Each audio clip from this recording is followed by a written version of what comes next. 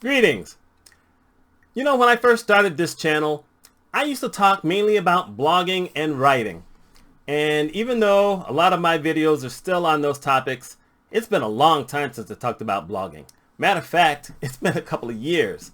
And that was part of a time where I actually had, I think, 5 videos in a row with blogging tips.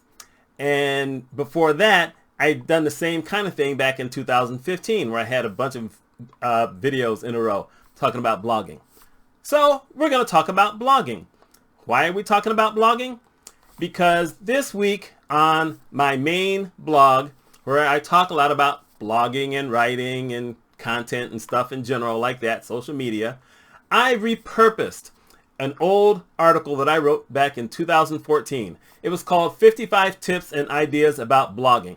The reason I decided to repurpose it is because when I originally wrote that, I wrote it a couple of weeks after my 55th birthday. And so I decided to come up with 55 tips. And the article is close to 4,000 words. And it was popular at the time. It got a bunch of comments. And, you just don't throw away 4,000 words of an article and say, well, I'm just going to let that die. At least I'm not going to. So what I did is I went in, I updated some of the content. Not a bunch of it needed to be updated, but I updated some of it because it needed to be updated. Then I removed any comments where the blogs are no longer around, which turned out to be a bunch of them. That's one of those weird things, and I've written about that, but I haven't really talked about it here, is that a lot of times people will only blog for 2 or 3 years, and then they either just let it sit there forever, or they just kind of go away. They don't renew the domain name, and it just is gone. And then you've got that on your blog, and it's just sitting there, and, if it's an old post, almost no one is going to see it. It's not really harming you any. But there are some of those websites that just linger there, where that link is still there, but there's no blog. And that doesn't necessarily make your blog look all that good. So I got rid of a bunch of those, and what I decided to do was share 7 of those tips. Now, I'm not going to guarantee that I've not ever talked about these before. There's just no way I can do it. I've got too many videos and I've offered too many tips. However, I'm probably thinking this is probably at least 2 or 3 here that I haven't talked about before, or maybe I haven't talked about enough. So with that said, let's talk about these. So the first one I'm going to talk about, and actually I've talked about this with videos. The idea of a blog is to do one of 3 things: inform, educate, or entertain. That's the same thing with videos. Even if you're going to do a rant video, and I've done a couple, over the last few weeks or so. Well, you know what? That's information. That's not me trying to, inform anybody. Yes, it's a little bit of education because hopefully in my rant, I was able to, dole out some kind of information so that if people are watching out for their loved ones or having shoulder surgery or whatever, you know what? I've just educated you. And entertain, you know what? I still laughed every once in a while. I still had some positive stuff to talk about. So really, that's the same thing with a blog. You need to have a purpose, and the purpose needs to be one of those 3 things. If you don't have any kind of purpose whatsoever, then why are you blogging? But that does not mean that if you just decide you want to sit down and write nonsense, you can't do it. Do it. Entertain yourself first. That's something I used to tell people a long time ago. Think about blogging for yourself first, and if you just want to put up some junk, put up some junk. And that's me calling it junk. You may just call it, whatever you want to. I've known people who've had videos that, blogs that were only videos. I've had them where they only had just pictures. And sometimes, they take off if you got the right pictures and if you got the right just videos. So, however you want to do it, blogging is not a bad thing. But, as I've said many times, if you don't think you're going to be able to blog continuously, then don't even start. That's the first one. The second one, let's talk about controversy, because we've been hearing a lot lately about cancel culture. I did a video on that. Is there really this cancel culture? Cancel culture. I keep wanting to say cancer. I don't know what's wrong with me. Anyway, truth of the matter is that the people who consider something as being canceled, the people who are saying stuff that's just, stupid, or you're trying to be antagonistic, or you're trying to be controversial. If you're basically saying nondescript stuff, nobody's going to bust in on you and start trying to cancel you. There may be someone that says, you're boring. I don't want to hear you no more. That could happen. So what? That's nothing. But if I was to sit here and say something bad about, anybody, it could be race, it could be sex, whatever, and I'm just going to bust on that group because there's something that's just out there that's recognizable, and then I get a bunch of people to jump on me, I deserve it. Well, the same kind of thing happens on your blog, where if you're going to write anything, once it's out there, even if it's years later and it's kind of disappeared, you just never know when some of that stuff's going to pop back up. And you have to be ready to deal with it if you're ready to put it down. Now, you can be controversial without necessarily being attacking or using language in a certain way or, castigating people for, whatever they are. You can still be controversial. Heck, the biggest controversy I ever got on a blog post was something that I thought meant nothing to anybody. It was just an opinion that I had, and you wouldn't believe how controversial that turned out to be. Basically, me versus parents of girls. That's all I'm going to say about it. You just never know. But you have to be willing to kind of back up your opinion. But if you're scared of that, then don't say stuff that you're worried that people are not going to like, and you're going to have to battle those people. But even if you want to, that doesn't mean you have to sit there and take a lot of heat. Sometimes you get one person, because I had that on my business blog of all things. I had one guy who decided he was from some other country to bust on me because my dad had been in the military. Had nothing to do with anything, but he's talking about American imperialism and trying to kill babies and doing all this other kind of stuff. And you know what? That's my dad. And I'm a military kid. So I defended it for 3 messages back and forth. When he said the 4th time, I said, no, done with him. Killed my responses, killed his comments, blocked him. Because, you know what? That was going to take away from anyone else, reading the thing. The article had nothing to do with that. I just happened to mention Dad and him being in the military. This was not a post talking about military. Every once in a while, you get those folks who are going to just try to go for whatever their purposes is. Your blog, your videos, whatever, is not for someone else to use their agenda. You just don't have to put up with it. Remember, if it's your blog, you're probably paying for that in some way. Or at least you're putting your time into it. Might as well just call it being paid. So that's 2. Number 3. There are some folks who think that you can write too much or you can write too little. Now, I happen to be someone who creates a whole lot of content. I've written somewhere around, over 5,000 or 6,000 articles of all types, not all just blog posts. I've got, I'm getting close to 1,000 videos total. Oh my God.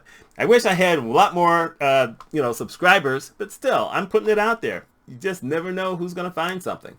And the thing is that I think that if someone tries to say, you're just writing too much, you're putting too much time in it, you're not really getting anything out of it, well, they probably haven't done anything. So why are you listening to those people?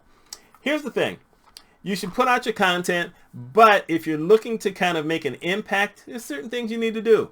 Back in the day, you wouldn't believe this. There's this website called Alexa where you can, it ranks blogs based on traffic. I don't really know how it works, but that's what it does. The thing is that even though there's a lot of people who want to put down Alexa, it's got its purpose. For instance, back in the early 2010s, my I'm Just Sharing blog was in the top 100,000 in the world. It was around 78,000. And that was a big deal to me. That was a big deal to almost anybody. Wow. I was making a little bit of money then, whatever. But, it was kind of popular. But what you could do back then is you could basically write 250, 300 words and call that a blog post. You can't get away with that now. Now you actually have to put some depth into it. You need to at least have something a little longer, 500 words, 600 words, whatever. The more that you can write, the better, because it gives Google that chance to figure out what it is you're writing about, and you have a better chance on showing up in the Google search engine results. Everyone will tell you this. We can't all be Neil Patel, and I actually wrote an article that said we can't all be Neil Patel. Neil Patel has a whole team of people. He's writing these 10 to 20,000 word articles, and they're impressive. You don't have to do that. But it doesn't hurt every once in a while if you decide to break 1,000 words if that's not your norm. It certainly can't hurt if you write more than that. As long as you're not rambling. You stay on point, then it's going to be to your benefit. It's kind of the same thing with YouTube videos. I know I'm mixing this in, but you know, one of the things that's been coming up a lot, because I watch a lot of videos, is that you need to try to get as close to 10 minutes as possible most of the time. Every once in a while you can slip one that's a lot shorter. But in essence, they're looking for more content. There it is. So the same thing works for regular blogging. Now, if you don't want to have a whole ton of words, then don't create your own blog. Go to something like Tumblr. Just put your thoughts on there and move on. Number 4, there's this thing about internal linking that is very interesting. You don't hear a lot of people talk about it, and yet your top SEO people understand that. For blogging, what that means is that you have certain phrases within the blog post you just wrote that, hey, I wrote something else that kind of matches up with that. So let me link to that so that if someone's more interested in that particular thing, they can click on that and go back and read the other article. Once again, the same thing with YouTube. That's how come you now have end credits. You have the end video that you get to highlight. During the video, you have other things that you can connect on your subject. Well, that really helps you a lot. And if you're trying to sell stuff or you're trying to promote a certain thing, that makes a lot of sense to do. Internal linking is easy. And the thing about internal linking is that you can take something that you're writing today and link back to something that was years earlier. I don't mean just 1 or 2 years earlier, but if it's something 8 or 9 years earlier, you can link back to it. And it's now something new to someone else. So that's number 4. Number 5, the idea about creativity. Because I've talked to a lot of people, I don't know what I'd write about. I've got this subject here, but I don't know what to do. And, I'm here to tell you, you can write tons about blogging. You can continue writing about blogging. For instance, I have related blogging to playing chess, to playing poker, to being in an airport. I've related it to breakfast. I mean, these are things I do. On my leadership blog, I've related to Charlie Brown, Harry Potter, taking piano lessons. I do a lot of things. One of my most popular blogs, when I wrote it at the time, was talking about online marketing and sales and promotion, and I used Yosemite Sam. If y'all don't know who Yosemite Sam is, we may not be able to talk. But in essence, there's always something to be able to relate your topic to, and your topic can be ever-flowing. I'm just letting you know that, all it takes is a little bit of thought. You don't have to go really deep. You're not writing a dissertation. You're not, aiming for a doctorate or anything. You're just basically writing blog posts. Use some creativity with everything. Okay, maybe not forensic loan analysis. And I bring that up because someone wanted to hire me to write on the topic of forensic loan analysis. Don't ask. Actually, if you ask in the comment, I'll tell you. I'm not going to get that deep here. I could only write 2 articles, and I had to tell the people, you know what? You can have those 2 articles for free. I can't come up with anything on that. Sometimes something is way out of your knowledge base, and that's not anything you can really research and do anything about. That just happens. Number 6, you should try to push your boundaries when it comes to writing something. If you're used to writing a whole lot of short articles, you need to try to push at least 2 or 3 times a year to write something bigger. If you're kind of stuck on one topic and you're going over that same thing over and over, then you need to kind of push your boundaries and find another way to be creative. Nothing says that you have to write the exact same words all the time. No one wants to see that. Heck, you probably don't want to write that. Just like videos. You don't want to see someone talking about the exact same thing all the time. Okay, that's not quite accurate, but let me explain. I love watching a ton of videos about Harry Potter. That's just who I am. Yet, there were 7 books, there were 8 movies, there's a ton of characters that didn't make it into the movies, and there's a lot of stuff that people have missed. I have found a bunch of stuff. I even did a video where I talked about things that were in the book that weren't in the movies and, all kind of comparisons, whatever. That's being creative. That's not me coming out talking about Harry was this little boy, found out he was a wizard, and then there was this other wizard that was trying to kill him, and then in the last book, Harry kills him. Wow. That may be the basic story, but there's a whole lot of stuff in the middle, and you can be as creative as you want to with it. The same goes for blogging. Creativity is a big deal, and it's about, in its own way, storytelling, where in this particular instance, you don't want to tell a lie, you're telling the true story, or you're talking about something, but you set it up like a story so that people will stay engaged and be interested. And maybe they will look at other stuff that you do. Really, why not, right? And here's the last one. And this one here ain't nobody gonna be upset with, which is if you want to try to make money via your blog or heck via your YouTube channel, there's nothing wrong with saying you can't do it. There's nothing wrong with saying on the very first day you can't have some kind of ad on your site, on your blog, or on YouTube. Now, YouTube isn't going to let you get AdSense, but that doesn't mean if you have an affiliate product on the first day, you can't put it on there. Do it. But the same thing kind of goes for your blog. Now, there's a lot of people who will say, build up your audience first and then start to sell. Well, okay, why?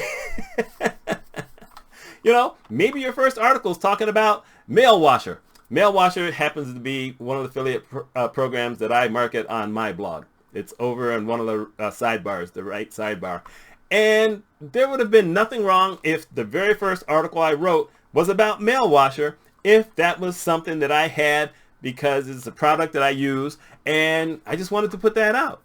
Anyone who wanted to beat me up because that's the first article I wrote and there's that ad over there, that's their problem. So there's nothing wrong with making money. It may be wrong with certain ways of how you do it. You don't want to break any Google laws or any government laws, depending on where you live. You don't want to do any of that kind of stuff. You don't want to defraud anybody out of anything because, that stuff comes back to get you. And in some cases, it may turn out to be against the law and you could get a big fine. I don't know if you can go to jail for it, but, why bother with it? But there's nothing wrong with making money. If you can make money, you know what? More power to you. I'm proud of you if you can do it. It ain't easy to do. Trust me on this. I have been trying to make my little side money for, my God, how many years? Years. We'll just say years. Sometimes I've done it. Sometimes I haven't. These days, I don't make as much money off my blog. I make very little money off the blog. I don't make anything off of YouTube, but I'm working my way there. Once I get my numbers and get the views, we'll see what happens. Anyway, there's 7 more tips. I have linked to other videos that talk about blogging through here, and my end will also have another link to a blog article, a video. See, my God, I'm so juiced, I can't even think of the word. There will be another link to another video about blogging. I'm passionate about blogging. Obviously, I've been blogging, let's see, I started in 2005. So what's that, 16 years? That's a good time frame. Anyway, I hope you check out the article about the 55 tips. I'm linking to that below. And you know what? If you want to leave a comment, I won't be depressed about it. My name is Mitch Mitchell. I hope you all have a wonderful day.